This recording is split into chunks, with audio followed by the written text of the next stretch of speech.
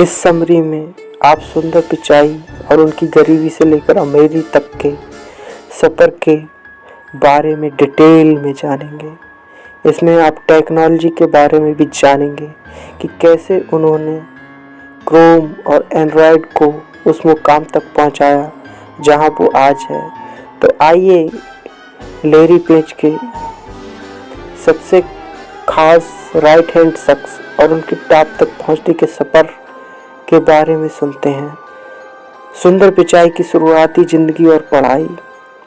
सुंदर पिचाई, जिनका पूरा नाम सुंदर राजन पिचाई है, का जन्म तमिलनाडु के मदुरै में 10 जून 1972 को हुआ था।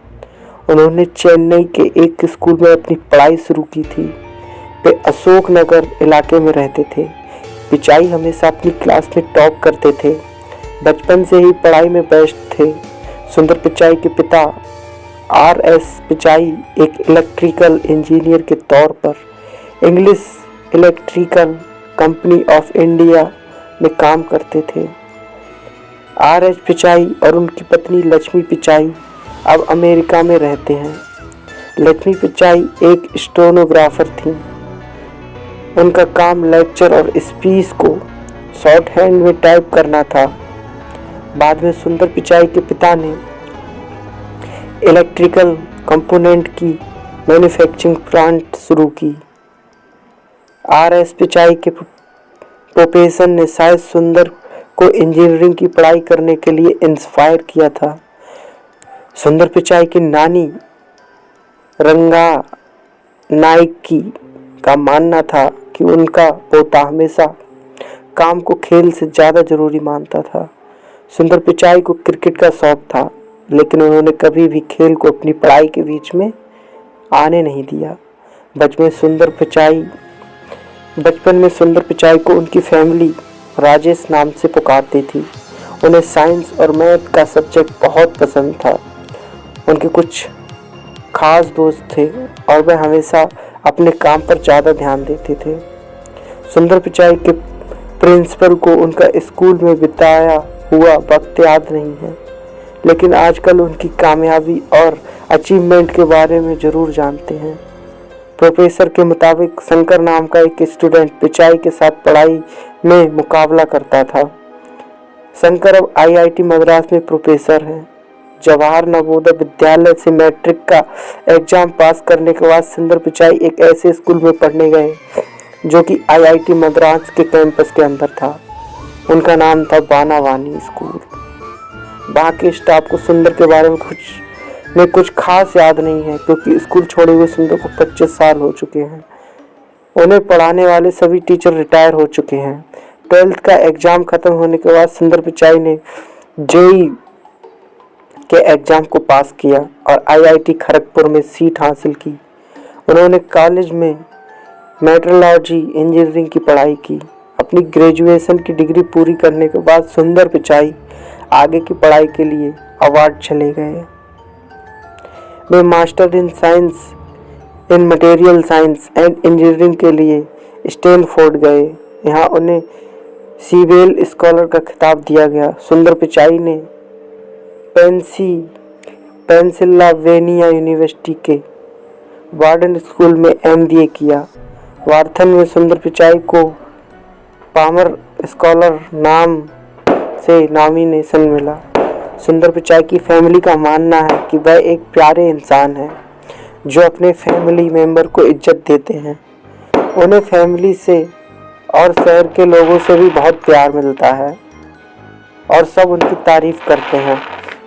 सुंदर पिचाई का कैरियर। अपनी पढ़ाई पूरी करने के बाद सुंदर पिचाई ने मैकिनेक्स एंड कंपनी में काम करना शुरू किया। मैकिनेक्स एंड कंपनी एक अमेरिका मैनेजमेंट कंसल्टेंट फर्म है। इनफैक्ट ये सबसे बड़ी और सबसे पुरानी कंसल्टेंट फर्म में से एक है। पिचाई ने इस कंपनी में इंजीनियरिंग के तौर पर काम किया और एम्प्लॉयड मटेरियल्स के साथ साथ मैनेजमेंट काउंसलिंग में प्रोडक्ट मैनेजर का भी काम संभाला। मैकिनेक्स एंड कंपनी में काम करने के बाद पिचाई ने एक और बड़ी कंपनी में काम शुरू किया। 2004 में सुंदर पिचाई ने गूगल ज्वाइन किया। गूगल के सॉफ्टवेयर प्रोडक्ट के लिए प्रोडक्ट मैनेजमेंट और इनोवेशन एफर्ट के इंचार्ज थे। इन प्रोडक्ट्स में गूगल क्रोम वेब ब्राउज़र और क्रोमा ओएस शामिल है। क्रोम ओएस और ऑपरेटिंग सिस्टम है। इसके अलावा इसमें गूगल का क्लाउड स्टोरेज गूगल ड्राइव भी शामिल है। सुंदर पिचाई को गूगल के कुछ दूसरे एप्लीकेशन डेवलपमेंट को चेक करने के लिए भी भेजा गया। इनमें जीमेल और गूगल गेम्स शामिल हैं। 2009 में पिचाई को क्रोम ओएस पर एक डेमो देना था। उसके फौरन बाद क्रोमबुक रिलीज हुआ। क्रोमबुक एक ऐसा डिवाइस है जो क्रोम ओएस पर चलता है। ये क्रोमबुक आगे जाकर 2012 में रिलीज किया गया था। 2010 में सुंदर पिचाई ने वेवएम भी इंट्रोड्यूस किया। ये गूगल से इंस्पायर की हुई एक मीडिया ऑडियो फॉर्मेट है। इन सभी गूगल प्रोडक्ट्स को संभालने के बाद सुंदर पिचाई ने एंड्रॉयड को मैनेज किया। यह एंड्रॉयड फ़ोन में इस्तेमाल होने वाला ऑपरेटिंग सिस्टम है जिसे पहले एंडी रूबिन मैनेज करते थे। 2015 में सुंदर पिचाई को गूगल का अगला सीईओ चुना गया। इस पोजीशन से पहले उन दिनों के सीईओ लैरी पेज ने सुंदर को प्रोडक्ट चीफ बनाया था। सुंदर का गूगल फैमिली की एक नई कंपनी अल्फाबेट इंक में भी हाथ रहा है। सुंदर माइक्रोसॉफ्ट में सीईओ बनने का ऑफर दिया गया था। बाद में ये पोजीशन सत्या नडेला को दिया गया। 2017 में सुंदर पिचाई ने काफ़ी पब्लिसिटी हासिल की। उन्होंने 10 पन्नों का मैनिफेस्टो लिखने वाले एक एम्प्लॉय को नौकरी से निकाल दिया। इस मैनिफेस्टो में औरतों को टेक्नोलॉजी रोज के लिए इनकरेज करने की कंपनी की पॉलिसी की क्रिटिसाइज किया गया था। एम्प्लॉय का मानना था कि बायोलॉजिकल वजहों से आदमी ही औरत से ज़्यादा टेक्निकल कामों में बेहतर होते हैं। पिचाई को लगा ये मैनिफेस्टो नाराज करने वाला है और औरतों और मर्दों के बीच फर्क पैदा करने वाला था। 2017 में सुंदर पिचाई चाइना में वर्ल्ड इंटरनेट कॉन्फ्रेंस में स्पीकर बने। उन्होंने बताया कि कैसे छोटी छोटी चाइनीज कंपनी को अपने प्रोडक्ट्स को चाइना से बाहर ले जाने में गूगल प्रोडक्ट्स की मदद से फ़ायदा पहुंचा था। जल्द ही दिसंबर 2019 में सुंदर पिचाई अल्फाबेट इंक के सीईओ बन गए। सुंदर पिचाई ने सिंगापुर फिनटेक फेस्टिवल में एक और स्पीच दी। स्पीच कोरोना वायरस की वजह से वर्चुअली ऑनलाइन दी गई थी। उन्होंने डिजिटल इकोनॉमी के बारे में बात की। उन्होंने कोरोना महामारी की वजह से इंटरनेट के बढ़ते चलन और इसके इंपोर्ट्स पर जोर दिया। उन्होंने यह भी कहा कि काफ़ी देश अभी भी अपने सभी लोगों तक इंटरनेट कनेक्शन पहुंचा नहीं पाए हैं। पिचाई ने कहा कि उनका गोल इंटरनेट को सभी के लिए अवेलेबल कराना है। सुंदर पिचाई का टेक्नोलॉजी से प्यार। जब सुंदर यंग थे उन्हें अपनी मां की ब्लड टेस्ट रिपोर्ट लेने के लिए अक्सर हॉस्पिटल जाना पड़ता था। उन्हें वहां पहुंचने में बस से 1 घंटा 20 मिनट लगता था। हॉस्पिटल पहुंचने के बाद वह 1 और घंटा लाइन में इंतजार करते थे। पिचाई ने पहली बार 12 साल की उम्र में टेलीफोन देखा था जब उन्होंने माता पिता ने एक रोटेटरी टेलीफोन खरीदा था। इसे खरीदने के बाद सुंदर इस फोन में से हॉस्पिटल कॉल कर पाते थे। इसे पुराने किस्म के फ़ोन से कॉल करने में अब भी कम से कम 10 मिनट लगते थे। जब भी वह फ़ोन करते उन्हें अक्सर एक जैसा ही जवाब मिलता था कि रिपोर्ट अभी तैयार नहीं है। पिचाई को वो दिन भी याद है जब उनकी फैमिली ने एक फ्रिज खरीदा था। उसे खरीदने के बाद उनकी माँ को अब रोज़ खाना बनाने की ज़रूरत नहीं पड़ती थी क्योंकि वह बचे हुए खाने को फ्रिज में रख सकती थी और अपने फैमिली के साथ ज़्यादा वक्त बिता सकती थी। बड़े होने के दौरान पिचाई को ऐसी बहुत सी एक्सपीरियंस हुए जिन्होंने उन्हें टेक्नोलॉजी से प्यार होता गया कि किस तरह टेक्नोलॉजी ने उनकी ज़िंदगी को आसान बना दिया था। पिचाई ने अपनी कंपनी में एक बड़े बदलाव की घोषणा की। अब उन्होंने mobile fast and artificial intelligence की तरफ मुड़ने का फैसला किया। अब ये आवाज़ पहचानने वाले प्रोडक्ट्स जो हमारी आवाज़ को सुनकर हमारी रिक्वेस्ट को पूरा करते हैं वैसे प्रोडक्ट बनाने की कोशिश में लग गए। आप इस आर्टिफिशियल इंटेलिजेंस जिसे एआई को कहते हैं को यूज करके गाना को बदल सकते हैं और अपने कमरे की लाइट भी बंद कर सकते हैं। दूसरी तरफ गूगल लेंस को यूज कर एक कंप्यूटर टेक्स्ट को ठीक वैसे ही देखता है जैसे एक इंसान देखता है। अगर आप अपने कैमरे को किसी रेस्टोरेंट की तरफ मोड़ते हैं तो यह आपको उस रेस्टोरेंट का रिव्यू देगा। पिचाई का टारगेट था कि टेक्नोलॉजी को और ज़्यादा फैलाया जाए जिससे इससे हमारी रोज़मर्रा की ज़िंदगी में शामिल किया जा सके। पिचाई अपनी कंपनी को ग्लोबल बनाने का इरादा रखते हैं। वे नहीं चाहते कि उनके प्रोडक्ट्स और सर्विस बस कुछ जगहों तक सीमित रहें। वे चाहते हैं कि पूरी दुनिया जाने कि टेक्नोलॉजी कितनी अच्छी और आसान है। वे चाहते हैं कि मोबाइल ऑपरेटिंग सिस्टम एंड्रॉयड को इतना सस्ता बनाया जाए कि ये $30 के मोबाइल फ़ोन को OS बना सकें। पिचाई की कामयाबी की शुरुआत क्रोम से हुई। उस वक्त इंटरनेट एक्सप्लोरर हर कंप्यूटर पर इस्तेमाल होने वाला पावरफुल ब्राउज़र था। यहाँ तक कि जब पिचाई ने फाउंडर लैरी और सर्जेरी को ब्राउज़र दिखाया तो उनका रिएक्शन पूरी तरह पॉजिटिव नहीं था, लेकिन पिचाई ने पक्का किया कि क्रोम रिलीज हो जाए और ये जल्द ही मार्केट में पॉपुलर हो गया। इन्होंने इंटरनेट एक्सप्लोरर की जगह ले ली जो अब 2021 में सिर्फ 0.62 से कम डिवाइस पर काम कर रहा है। पिचाई को एक और कामयाबी की कहानी एंड्रॉयड की पॉपुलैरिटी है। एंड्रॉयड के CEO को बदलकर सुंदर पिचाई को रखने के बाद इनमें तेजी आने लगी थी। सुंदर पिचाई की मिडिल क्लास लाइफ। सुंदर पिचाई एक साधारण बैकग्राउंड से आए। जब उन्हें अमेरिका में पढ़ने के लिए स्कॉलरशिप मिली तो पिता ने 1 साल की अपनी सैलरी उनके फ्लाइट के टिकट पर खर्च कर दी। ये पहला मौका था जब पिचाई ने फ्लाइट में सफ़र किया। उन्हें वह एक्सपीरियंस अच्छी तरह से याद है। उन दिनों में घर में फ़ोन कॉल करना काफ़ी महंगा होता था। 1 मिनट की बात करने के लिए $2 से ज़्यादा खर्च पड़ते थे। उन्होंने ये भी कहा कि अमेरिका में सिर्फ एक बैकपैक की कीमत उनके पिता की 1 महीने की सैलरी के बराबर थी।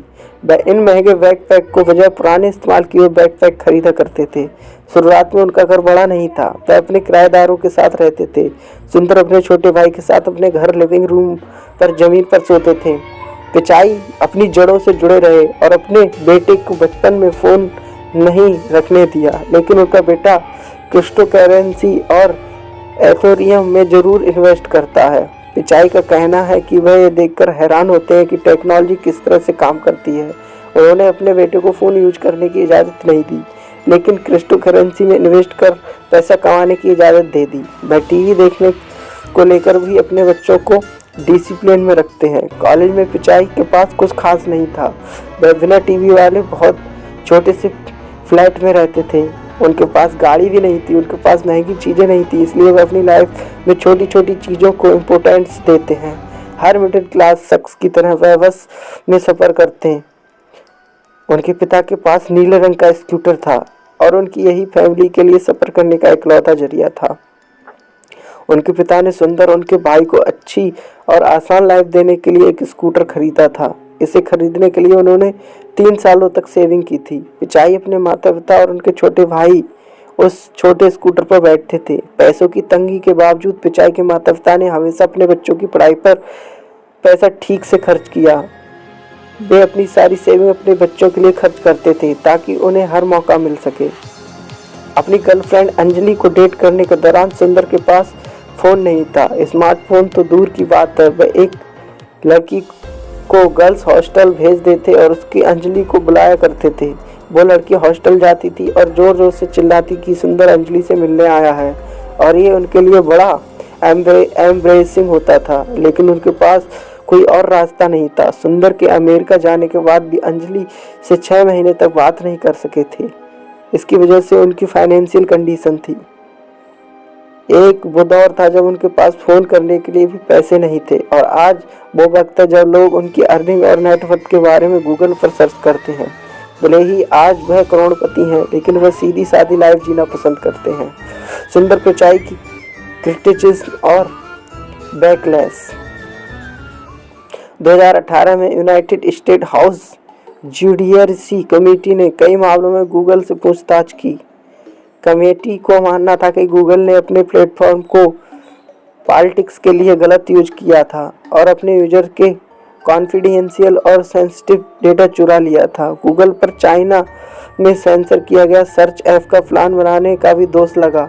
सुंदर पिचाई ने इन सब से इनकार किया और कहा कि गूगल और उनके एम्प्लॉय किसी भी तरह से सर्च रिजल्ट पर कोई असर नहीं डाल कर सकते हैं और गूगल का कोई पॉलिटिकल इंटरेस्ट नहीं था, इसलिए उन्होंने यूजर को किसी भी पॉलिटिकल एजेंडे के लिए इस्तेमाल नहीं किया गया। पिचाई ने यह भी कहा कि यूजर आसानी से अपने डेटा को गूगल को निकालने से मना कर सकते हैं। उन्होंने चाइनीज सेंसर ऐप के दावे को भी खारिज किया। अक्टूबर 2020 में कॉमर्स, साइंस, ट्रांसपोर्टेशन पर अमेरिका के सीनेट कमेटी ने पिचाई को सफोनिया के लिए सम्मान किया। पिचाई फेसबुक के सीईओ मार्क जगवर्स, ट्विटर के सीईओ जैक डोरेसी, इन तीनों को 1934 के कम्युनिकेशन डिटेंसी एक्ट की सेक्शन 230 से छूट से जुड़े मामलों के लिए बुलाया गया था। आरोप था कि यह कानून इन कंपनियों को सेंसरशिप से बचाता है। फेसबुक ने इन मामले पर कोई कमेंट नहीं किया, जबकि ट्विटर और गूगल ने कुछ वक्त बाद जवाब दिया। एक artificial intelligence researcher Tim Grave को एक एकेडमिक पेपर की वजह से गूगल से निकाल दिया गया था। वह यह साबित करने के लिए जानी जाती है कि कैसे फेस डिटर्मिनेशन एल्गोरिदम काले या सांवले रंग के चेहरे की तुलना में गोरे चेहरे पर बेहतर काम करते हैं। टिमनिट एक पेपर को आर्थर भी थी, जिसमें टेक्नोलॉजी में एथिकल इशू के मुद्दे को शामिल किया गया। टिमनिट को अपने रिसर्च पेपर से एम्प्लॉय के नाम हटाने के लिए कहा गया था। उसने यह बात ठुकरा दी, जिसके लिए उसे निकाल दिया गया। यह घटना सोशल मीडिया पर पॉपुलर हो गई, जहां पुराने एम्प्लॉय ने कहा कि उन्हें असल में कंपनी में रंग भेद के खिलाफ बोलने के लिए निकाला गया था। सुंदर पिचाई ने घटना पर कमेंट किया और कहा कि उन्हें इस बात का दुख है। उन्होंने अपने फील्ड में अच्छा काम कर रही एक ब्लैक औरत के जाने के लिए एम्प्लॉय से माफ़ी मांगी। उन्होंने घटना की पूरी जिम्मेदारी भी ली। जॉर्ज फ्लॉयड की हत्या की घटना के खिलाफ खड़े हुए पिचाई को भारतीयों ने इंटरनेट पर लताड़ा। भारतीयों ने कहा कि सुंदर ने अमेरिका में भेदभाव के खिलाफ बात की, लेकिन भारतीयों के लिए ऐसा नहीं किया।